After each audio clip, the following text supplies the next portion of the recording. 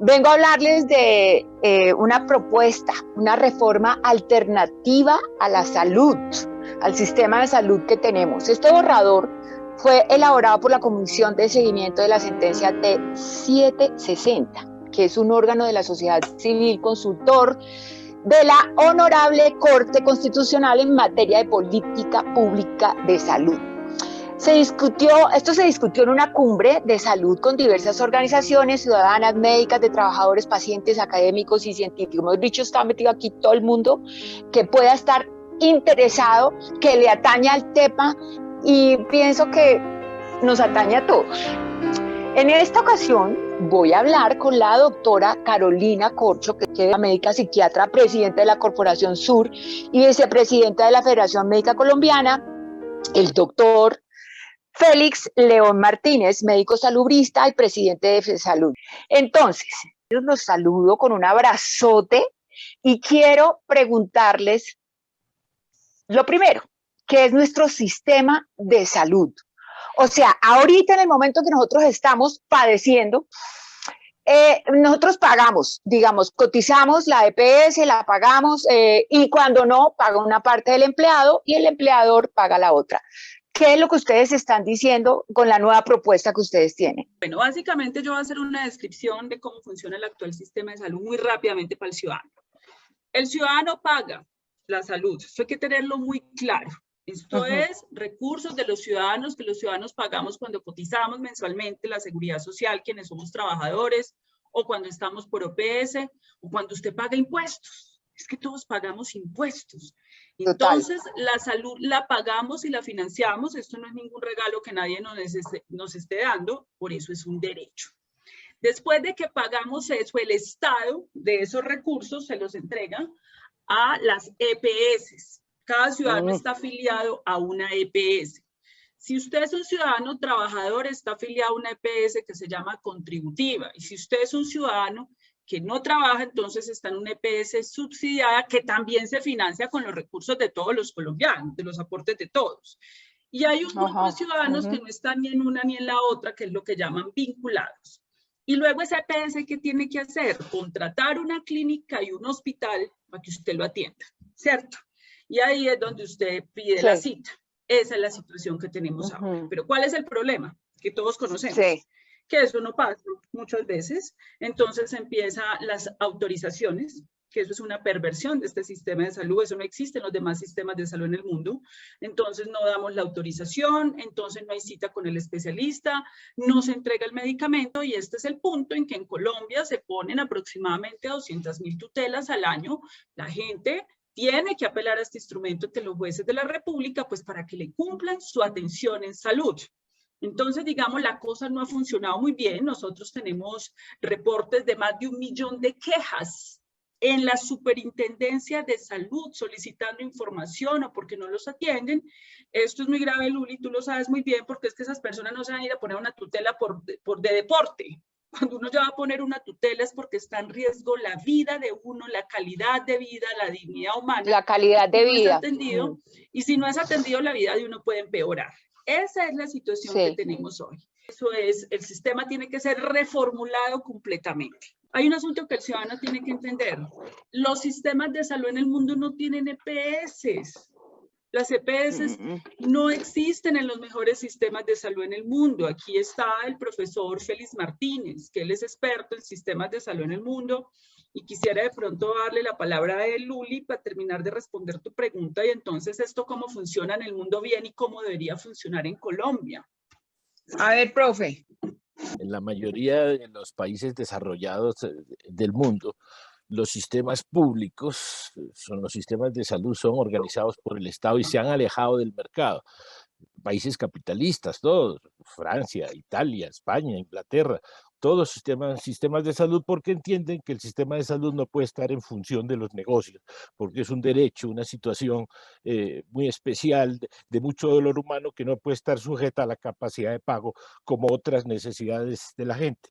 Y por eso aislaron los sistemas de salud del mecanismo del mercado. Aquí con el neoliberalismo metieron el sistema de salud en el mercado y por eso las cosas funcionan más o menos como cuánto tienes, cuánto vales.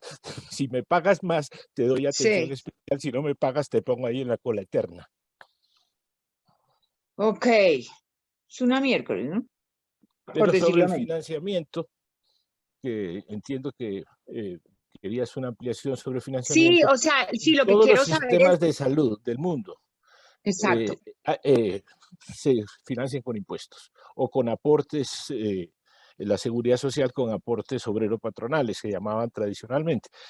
Y eso va a seguir y tiene que seguir sucediendo. Es decir, una de las responsabilidades que requiere un país es que sus ciudadanos paguen impuestos, coticen a la seguridad social. En las propuestas que estamos haciendo, efectivamente, lo que estamos diciendo es que las empresas tienen que volver a cotizar, que dejaron de cotizar en la última reforma tributaria, que el gobierno les quitó la responsabilidad. El gobierno dice, no, yo pago, pero entonces, ¿con qué? Con los impuestos de todos los colombianos. No, esto tiene que tener responsabilidad de todos, el financiamiento de la salud. Por supuesto, porque los bancos supuestamente iban a generar más empleos si dejaban de pagar la salud de sus trabajadores. Eso no es cierto. Ellos siguen quitando trabajadores y sistematizándose, pero ahora no pagan la seguridad social de sus trabajadores. Pero Nosotros, ¿cómo así? No, espera un momentico ahí, calma. ¿Cómo así? O sea, el cajero, la persona que trabaja en un banco, ¿no le pagan la seguridad social? no, el banco ya, la reforma tributaria de 2012 le quitó a las empresas la cotización de salud. Ahora solo los trabajadores pagan la suya, las empresas no pagan la suya, se la paga el gobierno a las empresas.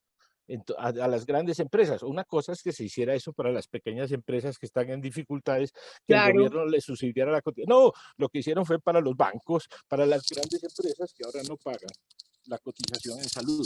Una de las cosas Ah, que tenemos que reversar es vea, eso, ese porque pedazo yo no requerimos lo más sabía. recursos. Y creo que el 97% de la gente, o sea, los 3 que son los millonarios, el 3% son los que saben esa vaina, porque tienen el Bueno, beneficio, pero la gente del común no sabe esa vaina. pues tienen que saber que las empresas dejaron de pagar la salud en Colombia, salvo los salarios mayores de 10 salarios mínimos que sí pagan el 12,5%. Por los otros solo pagan el 4%, que es la plata que le descuentan de la nómina a los trabajadores. Las empresas dejaron de pagar la salud en Colombia. Y eso es gravísimo porque el Estado tiene necesidades, muchas necesidades de plata, y si va a Pero, estar apretado y si no recoge recursos, va a haber más restricción de recursos para el sector salud y para otros sectores sociales. Y va a salir otra vez a echar el discurso de que va a ser otra reforma para lo social, pero le quita los aportes de quienes tienen plata y quienes tienen capital para lo social. bueno, eso ya quedó clarísimo. La autonomía profesional. ¿Quién es la persona que define el límite entre lo que es estético y lo que no? Por ejemplo, en este momento a Angelo le acaban de dar un dictamen, una terapeuta en donde tiene un bruxismo pronunciado, tiene que ir al odontólogo a una cantidad de cosas. ¿Hasta dónde? ¿Hasta dónde tengo derecho yo a llevar a mi hijo por una EPS? ¿Quién define si es un tratamiento de conducto, una vaina estética o no? Un tratamiento de ortodoncia, o sea, porque lo vamos a necesitar. ¿Hasta dónde? Porque hasta donde yo sé, lo único que te hacen es una profilaxis. Del resto, tienes que bajarte del bus y pagar. Hasta donde yo sé. Bueno, Luli, qué bueno esa pregunta y sobre todo por tu experiencia personal con tu hijo. Nos ayuda mucho para aclararle esto a los colombianos. Mire, en Colombia ya hay una ley que se llama la Ley Estatutaria 1751 que define lo siguiente. No todos los sistemas de salud en el mundo no pueden pagarlo todo. Eso es una realidad, ¿cierto? Sí, correcto. No puede pagarse todo. Y una de las exclusiones que se define, esa ley define como que el sistema debe cubrirlo todo, pero tenemos unas cosas que no se pueden pagar. Y una de esas es lo estético o lo suntuario, pues porque no tiene presentación que yo vaya y me ponga pues senos de cuenta del sistema de salud colombiano. Eso no tiene ninguna presentación o vaya a hacerme cirugías estéticas. Pero hayan habido unos excesos en contra de los pacientes. ¿Cuál exceso? Por ejemplo, la reconstrucción mamaria de una mujer que perdió su seno por un cáncer, eso no puede ser considerado un procedimiento estético. porque No, también eso tiene que ver con su dignidad humana o los procesos de reconstrucción después de una quemadura. Y en claro. algunas resoluciones y decisiones que se toman en esa ambigüedad han negado esos derechos en Colombia. Eso fue una discusión inclusive que hubo aquí recientemente con el tema de la reconstrucción mamaria. Ahora, la pregunta que tú haces, ¿eso quién lo define? Esta ley protege la autonomía profesional del médico, del odontólogo para ese tipo de decisiones. Eso está completamente protegido y es él quien define con su paciente ese límite. ¿Hasta qué punto? Ese procedimiento de ortodoncia ya es que también voy a aprovechar ahí para hacerme un diseño de sonrisa, o hasta qué No, no, no. punto eso interfiere ya con la funcionalidad. En el momento en que eso intervenga con la funcionalidad, con la dignidad humana, porque también el hecho de que yo haya tenido una quemadura y me quiera hacer unos procedimientos, eso tiene que ver con tu dignidad humana, es un procedimiento que ya no es estético. Pero ahí no tendrían por qué interferir terceros. ¿Quiénes son terceros? EPS, administradores. Eso lo tiene que definir el médico, el odontólogo con su paciente. ¿Y quiénes son los otros? Una junta médica. Si hay una duda, por ejemplo, es que mira, a nosotros nos parece que aquí ya este médico le está yendo las manos, porque aquí ya aprovechó y fue e hizo otro montón de cosas que ya van más allá de lo estético. Para eso existen las juntas médicas y profesionales de la salud que se reúnen y toman las decisiones, pero es una decisión del profesional. Sí, Dime. pero, o sea, yo sí tengo que interrumpirte acá porque se deriva a otro cuestionamiento de eso. ¿Hasta dónde los médicos comprometen su ética profesional aleccionados por las mismas EPS? Esa es una de las realidades de este sistema. El constreñimiento a la decisión médica. ¿Y cómo se construye un médico? Con el trabajo.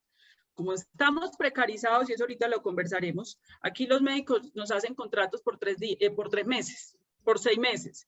Si usted no se comporta bajo los estándares de medición que nosotros tenemos, ¿y cuáles son esos estándares de medición? No pida tantas cosas, no mande tanto al especialista. Entonces, aquí usted puede perder su trabajo. Eso es una realidad. Y en esta ley estatutaria eso se prohibió. ¿Cómo se puede controlar eso? ¿Tienen algo en lo que ustedes han planteado? Sí, O sea, en esa reforma que están planteando, ¿tienen algo para controlar esa vaina? Para que, hijo de madre, una EPS, llámese como se llame, no le vaya a decir a los médicos el contrato se le acaba si usted sigue jodiendo y sigue mandando vainas de especialistas a este paciente o a los pacientes que tenga a cargo el galeno. Es que actualmente los médicos están trabajando para un negocio. Y ese negocio les exige trabajar de cierta manera. Lo primero que hay que hacer es que esto no sea un negocio y que los médicos trabajen para la sociedad y para los ciudadanos. Ese es el primer cambio. El segundo cambio fundamental es la organización de un nuevo sistema de salud sin EPS, evidentemente. Y en ese sistema de salud, el médico sí tiene que tener una autorregulación, porque la verdad los médicos a veces hacen muchas barbaridades, pero esa regulación Sí, sí, tiene que sí, ser de los total. propios colegas, como decía Carolina. Todas las instituciones de salud deben tener unas juntas médicas que evalúan el comportamiento de los colegas y le llaman la atención si está abusando del gasto o está negando o está formulándose fuera de formulando antibióticos de cuarta generación a cualquier gripa, que eso no se hace, o le está dando Valium a todos los pacientes, porque sí. Es decir, digamos que el médico requiere una regulación, pero la ley y la Constitución dicen que solamente los médicos pueden regular los médicos, no los negocios y tampoco las instituciones estatales en alguna forma. Esa es la salida. Pero quería agregar una cosita con respecto a la pregunta anterior del financiamiento. Ya dijimos que todos tienen que pagar porque el sistema necesita plata para dar buenos servicios. Pero lo que no dijimos, y es vital, es que el pago no puede ser una condición para la atención. Y no lo es en los países decentes del mundo. O sea, a ti puedes estar atrasada en el pago, puedes no haber hecho el pago, no importa, te van a atender igual. Eso no es una condición para entrar a recibir un servicio de salud, ni menos a un servicio de urgencia. El pago no tiene nada que ver. ¿Qué pasa? que si tú no pagas tus obligaciones, cada Sí. cual va a tener sus obligaciones dependiendo de sus negocios, dependiendo de sus ingresos, dependiendo de su salario. Si no paga, ahí le va a quedar la deuda a fiscal. Y el día que vaya el señor que dice que no paga y lleva 2 años sin pagar y va a vender una finquita, ese día le van a caer, vuestro el país salvo y le descuento tanto que le dé al Estado de Seguridad Social. Pero jamás, Sí. jamás le van a exigir que haga un pago para ser atendido en un hospital. Eso Pero sería eso no. está buenísimo porque la gente siente, primero, tenemos con todo respeto de los colombianos que tienen la decencia en el ADN, pero hay una corrupción muy grande. Entonces, la gente siente, lo excluyen, digamos, cuando te pasas 2, 3, 4 días, Terrible, no, tiene plazo violento. hasta tanto de pagar. Entonces, esa vaina es como el mercado de la muerte. O porque el patrón no pagó a tiempo y entonces le niegan un servicio y eso puede afectar y matar a las personas. Esto es violento, este es un sistema absolutamente violento, es peor que Datacrédito. Es peor que Datacrédito, sí, señor, porque está la vida de por medio. Así la gente nos entiende. Eso, profesor, que acaba de decir doctor Félix, eso de que eso estaría, por ejemplo, en este momento hay algo de eso, cuando uno ve los contratos que tiene con las EPS, hay algo de que si no, porque lo que dicen esa letra chiquita es que uno se jode si uno no paga. No, mira, la Corte Constitucional dice que no le pueden negar el servicio si el patrón está atrasado en el pago. Sin embargo, se lo niegan igual. Sí, o sea, no hay forma de que las leyes las cumplan estas empresas, de ningún tipo. Hacen lo que quieren y tienen poder, si no hasta para cambiar al ministro si no trabaja para ellos. Imagínate. O sea, entonces aquí viene otra pregunta. Qué pena que me estoy saliendo de los parámetros y vaina, pero ¿la Supersalud qué es? ¿Otro negocio? Ay, Luli, qué buena pregunta. Mira, yo he dicho que la Supersalud se ha vuelto casi que la sala de negocios de las EPS. Se supone que la Supersalud fue creada para regular y controlar a las EPS. En un país serio, el superintendente de salud no puede provenir de las EPS. Es que la mayoría de superintendentes de salud de este país primero fueron representantes de las EPS y luego llegaron a la superintendencia. ¿Cuál es la independencia que puede tener alguien que va a regularse a ellos mismos? Por eso No, es ni un miércoles. chiste. Nada. No sé si tú has tenido la impresión de que uno va a hablar con un superintendente de salud y sale a defender la EPS. Cuando salió a defender al INVIMA, perdón. Yo les hice tragar sus berracas palabras cuando le ganamos en la Corte Suprema. El Tribunal Superior de Bogotá. Hijo de madre, o sea, el man, no, yo estuve viendo todo el proceso cuando le negaron la vaina del medicamento de Ángelo que se lo tienen que importar, la proteína que ya se inventaron para el exón 53. Los que no entienden de distrofia muscular es que el gen de la distrofina se daña, más o menos, y deja de producir la suspensión del carro, sería como la correspondencia, hay más o menos como para que entiendan. Y entonces me la niegan en primera instancia. Y entonces el señor llega, el que era de Sanitas, ¿cómo se llama? El puesto que tienen ellos, una vaina ahí que es como el abogado que representa toda la parte legal. Pero es algo así como lo que tú dijiste, que no, que ellos estuvieron viendo todo el proceso. Y que está perfectamente bien, vamos a ver qué dice. El Tribunal Superior de Bogotá y el tribunal intervino, tuvo que intervenir inclusive hasta la Defensoría del Pueblo, porque estos, brones, no tienen, es que se les fue el alma a dónde, parce, ¿para dónde se les fue el alma a estos caraquesos? Pero ¿sabes qué es lo peor? La función constitucional de la superintendencia y del superintendente es defender a los usuarios, a los pacientes.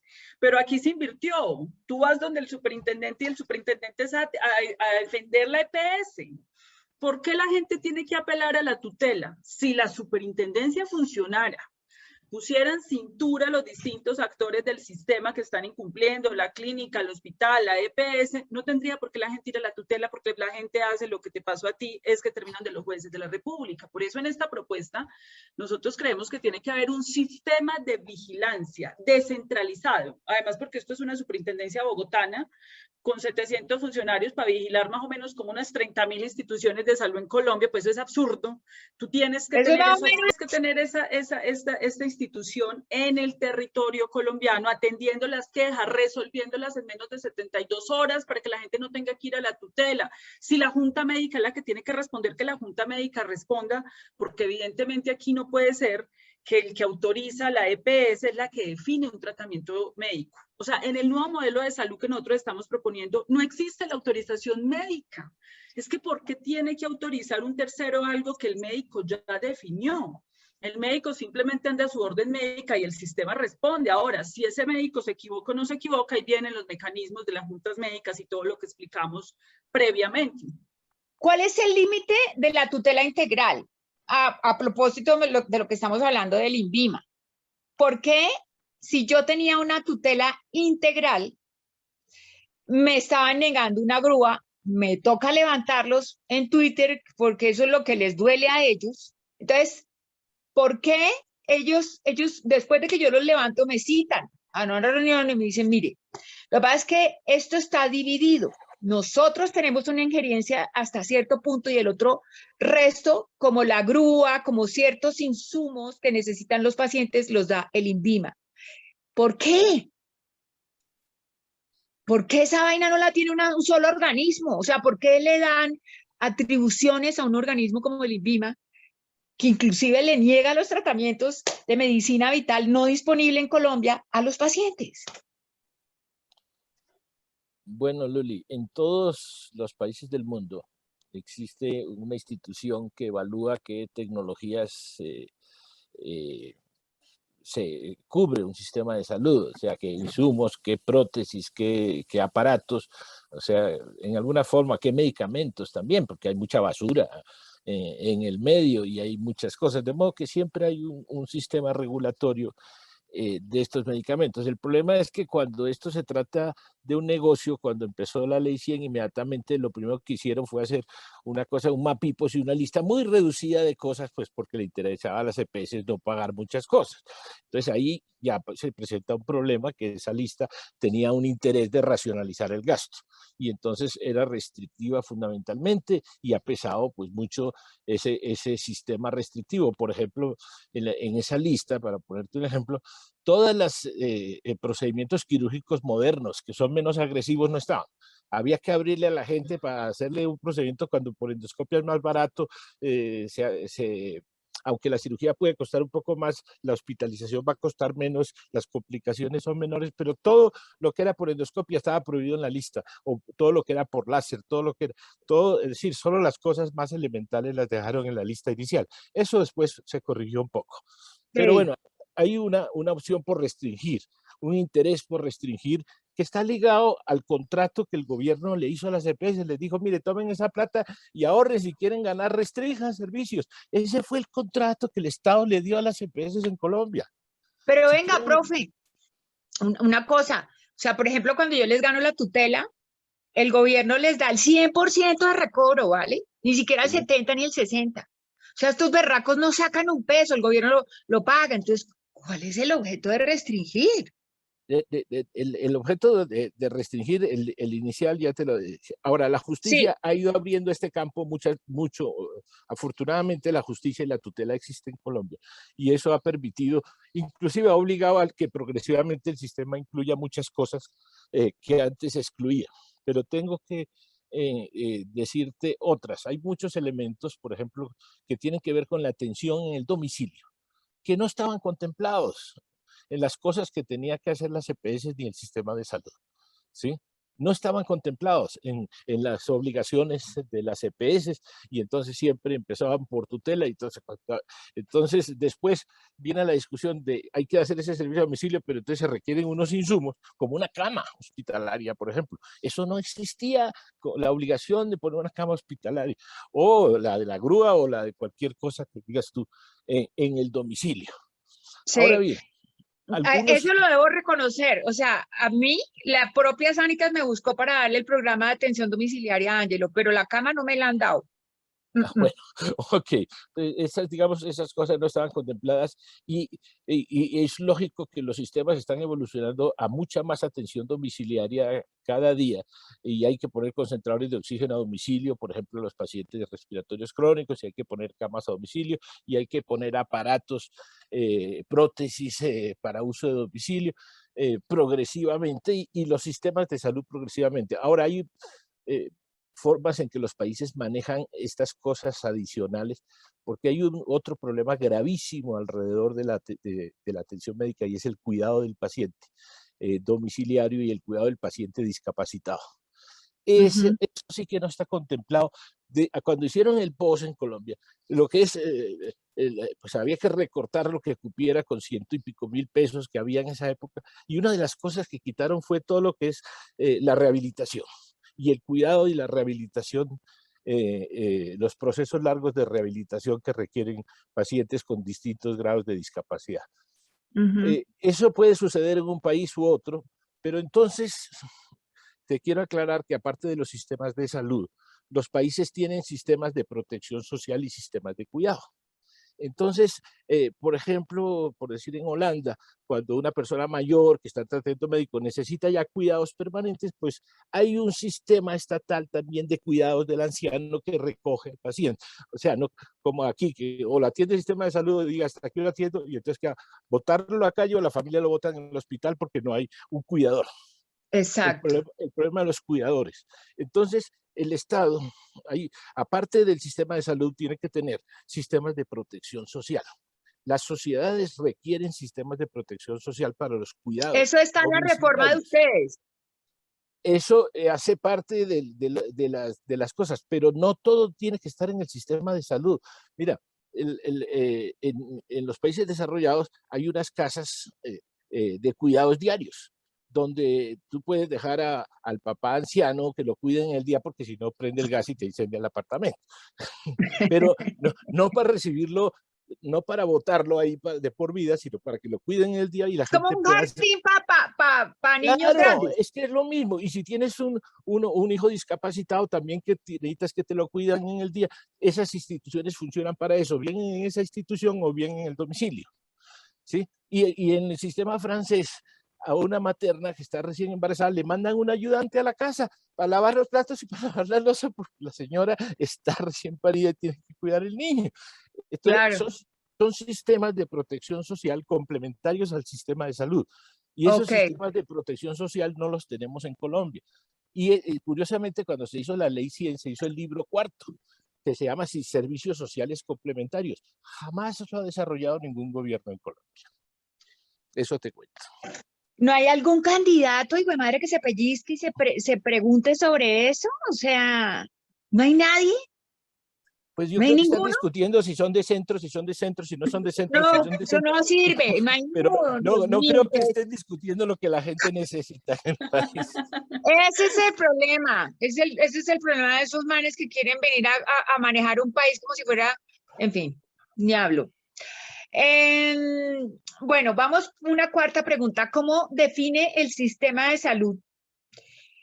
Tanto lo que tenemos ahorita como lo que ustedes están proponiendo, ¿qué debe entregar? O sea, una silla de ruedas, una grúa, la vaina para hacer chichi popó, o sea, la cama de la que estamos hablando, porque déjenme decirles, a mí una terapeuta me hizo el favor de hablar con la alcaldía de Usaquén y pedirme la cama. Pero de aquí a que me la traigan, mi amor.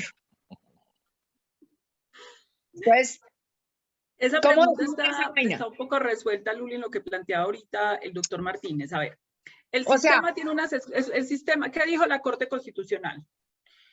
El sistema cubre todo lo que el médico defina, todo lo que el médico defina, menos unas exclusiones. Por ejemplo, ¿qué exclusiones? Las exclusiones pueden ser lo estético.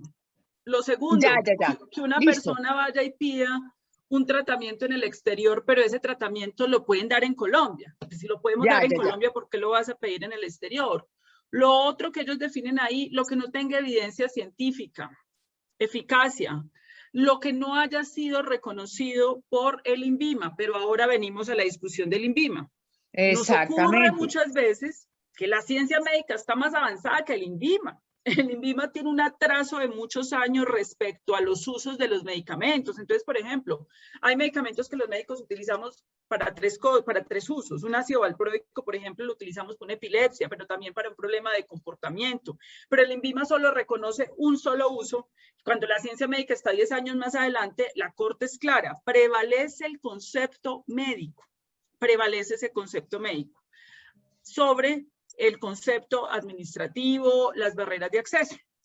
Frente al tema que planteas tú de la cama y todo eso, aquí se resuelve el tema del sistema de salud, porque nosotros estamos hablando de una reforma al sistema de salud, sí, pero no estamos hablando de una reforma a todo el sistema de protección social, porque entonces esos asuntos que le van a dar a los pacientes ya depende de que lo define una junta médica. Ya depende que lo define en la actual condición, porque lo ideal sería que se desarrollara el sistema de protección social para poder cubrir todos esos elementos que plantea el doctor Martínez. Pero agreguemos, Carolina, que sí dejamos en el proyecto que, es decir, que la atención primaria a nivel de cada municipio y de cada localidad al interior de una ciudad tiene que manejar los servicios básicos que la gente necesita y tiene que encargarse de los servicios domiciliarios, ¿sí? De las personas que no pueden acudir a los servicios de salud. No del servicio súper especializado que requiere el paciente para llevarlo a la...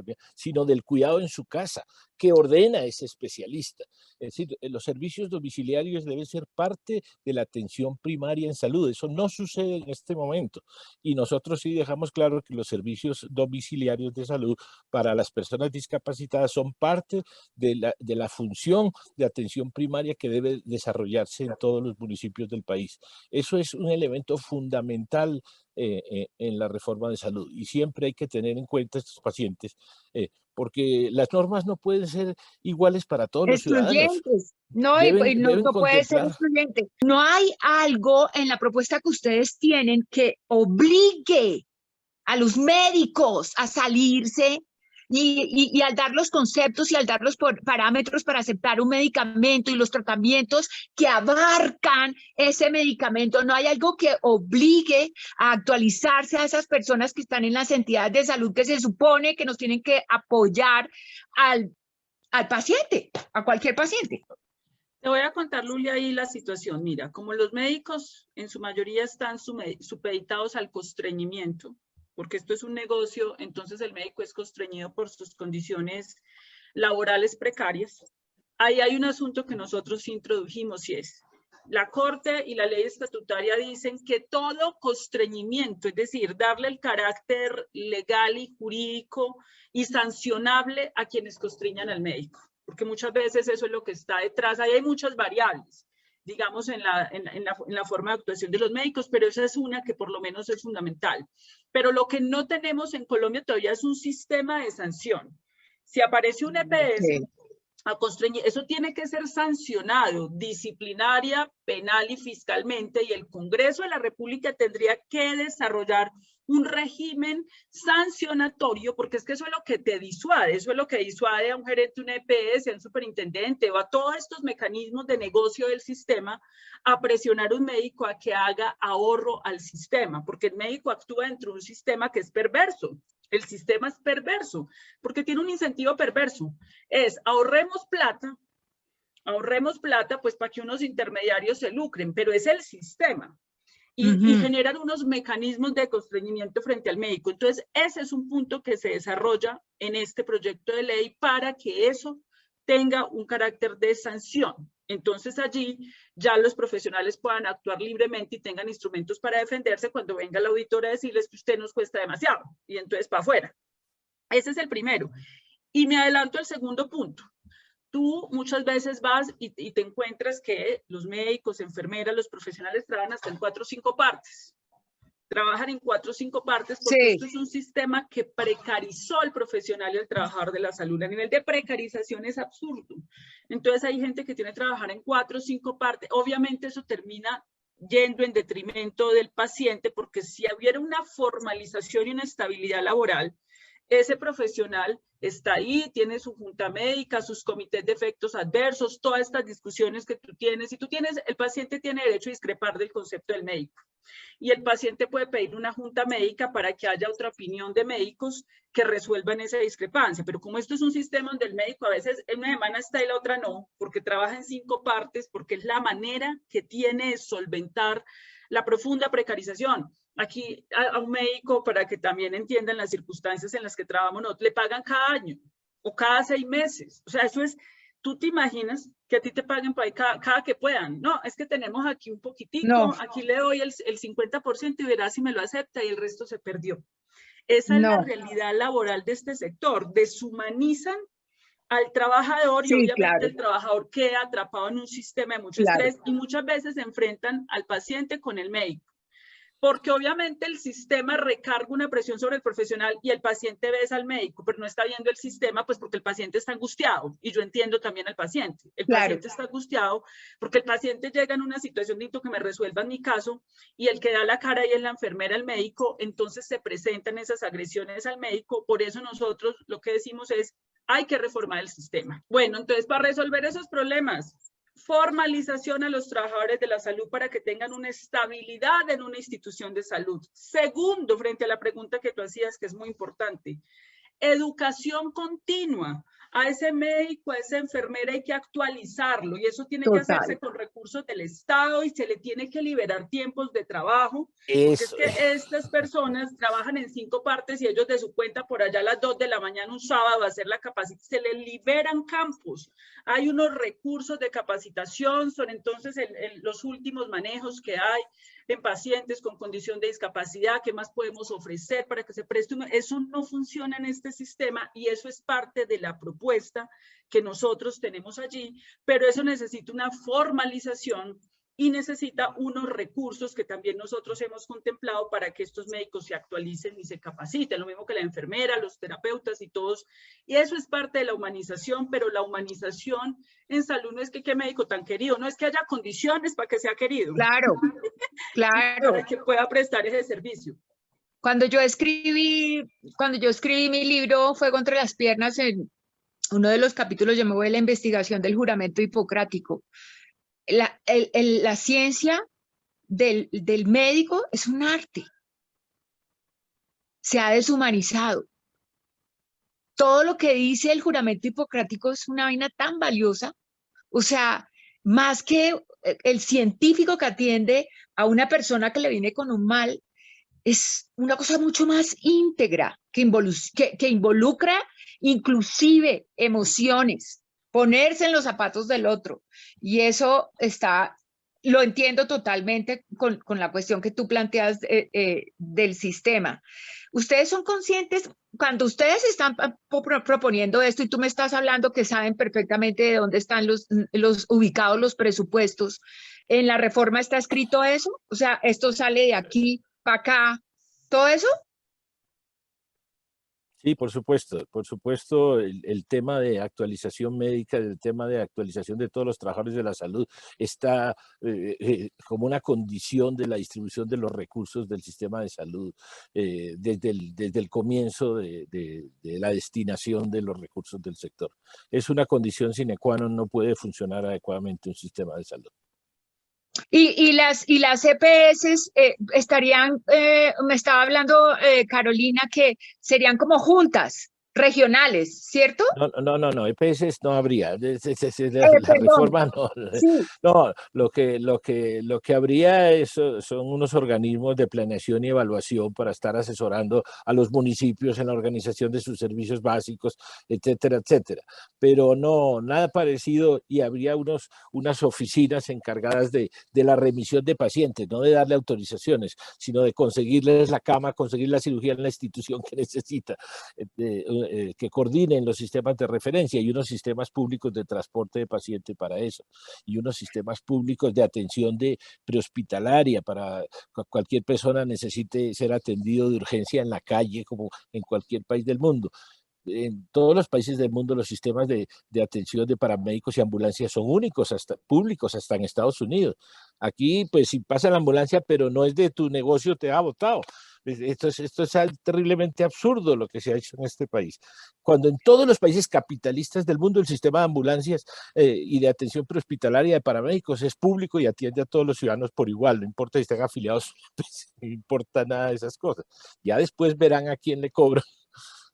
Sí, pero Claro. es terrible esta fragmentación en que está la sociedad colombiana para la atención, hace que las cosas sean muy difíciles. Bueno, Doc, profesor y la doctora Carolina, redondeemos, Muchas pienso yo que gracias, como Loli. medicina preventiva, que no existe en Colombia. Este es un sistema que se fundamentó en el negocio, en el alto costo. Lo que le conviene al sistema no es detectar de manera temprana un cáncer de cervix y no esperar a que el cáncer evolucione, porque allá hay una gran facturación. Allí hay una cantidad de dispositivos y tecnologías que facturan y que rentan. Es un sistema de extracción de renta de la enfermedad y de negocio.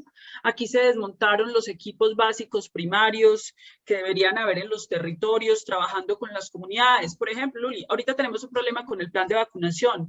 Y es que mucha gente no está yendo a vacunarse. Pero es que el sistema también tiene que hacer una búsqueda activa de los ciudadanos, porque los ciudadanos tienen miedos, tienen dudas. El sistema debería tener, nosotros propusimos un equipo, y los recursos están, equipos en todo el territorio que se sienten en La Guajira y discutir con la gente, venga, ¿cuáles son las dudas que tiene sobre la vacunación? Nos sentamos con las mujeres en embarazo, ¿cuáles son los temores? Venga, nosotros explicamos, eso hay que hacerlo, eso lo hacen todos los sistemas de salud en el mundo y eso nos está costando, y por ejemplo, que estemos estancados en el plan de vacunación y no podamos avanzar. Eso se resuelve con lo que nosotros llamamos atención primaria en salud, con programas también, que también está incluido en nuestra reforma. La salud no es solo la atención de la enfermedad.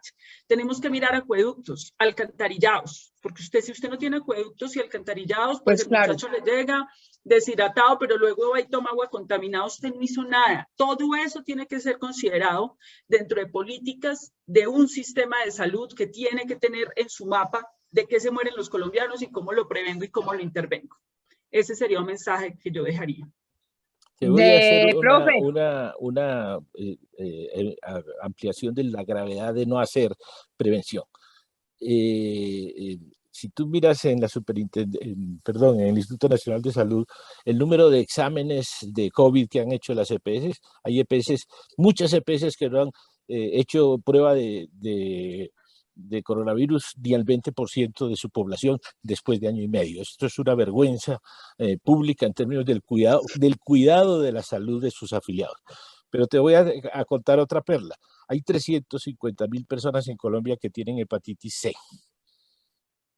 Imagínate. El ministerio ordenó que en la consulta anual de pacientes sanos de todos los mayores de 50, entre otros, aparte de otros grupos de riesgo, se haga la prueba rápida, que es una prueba rápida para detectar si tienen hepatitis C, porque hoy hay tratamiento, y es un tratamiento que cura la hepatitis C. Si no se lo hacen, acaban con cáncer o con cirrosis.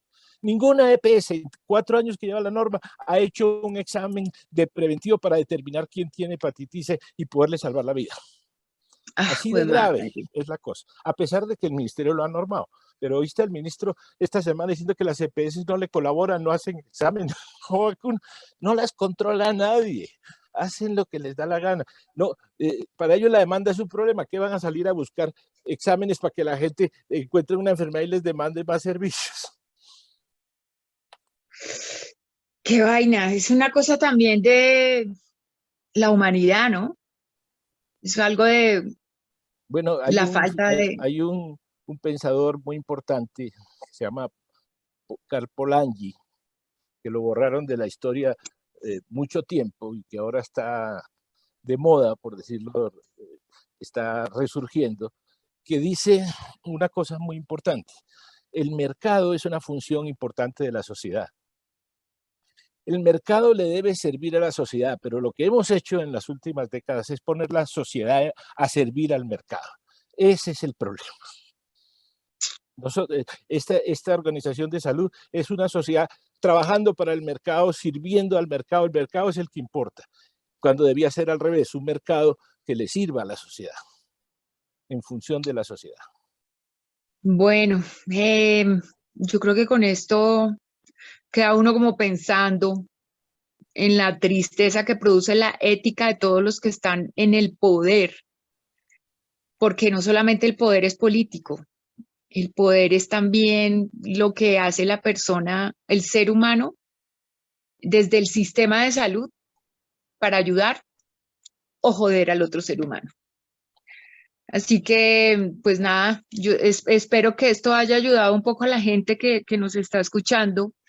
Yo entiendo que este cambio no va a ser de la noche a la mañana porque van a tener oposición al piso, pero sí me parece importante que la gente entienda que hay opciones, que hay alternativas, que cuando uno pelea una tutela y uno la gana, uno no tiene que estar agradecido porque es que uno peleó por berraco derecho, el derecho a la vida. Y si eso tanto el sistema de salud como los políticos que apoyan esos sistemas, como los grupos económicos que apoyan esos sistemas, y que todos lo único que quieren es más y más y más dictado por una codicia, pues es importante que la gente se empape y sepa que hay soluciones, hay alternativas, y aunque puedan llevar años, yo pienso que si uno se levanta todos los días a darle 5 hachazos al árbol, el árbol se cae. La pregunta no es si se cae, es cuándo se cae, pero hay que darle. Sí, sí. Eso es cierto, algún día. Algún día. Muchísimas gracias, Luli. Muchísimas gracias también por este espacio de pedagogía y de diálogo. Muchas gracias a ustedes, además, por toda la enseñanza y la escucha de mi espontaneidad. No, la necesitamos bastante. Yo quiero dejar una reflexión final, pues lo que nosotros queremos efectivamente, como tú dices, es presentar una alternativa al país. Otra Colombia es posible, otro sistema de salud es posible. Hay personas que crecieron 3 décadas bajo este modelo que tenemos y creen que esto es lo único posible, que es que no se puede más.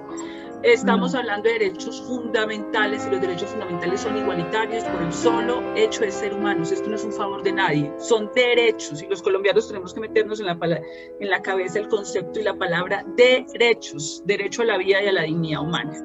Un abrazo enorme. Muchas gracias. Profe, muchas gracias.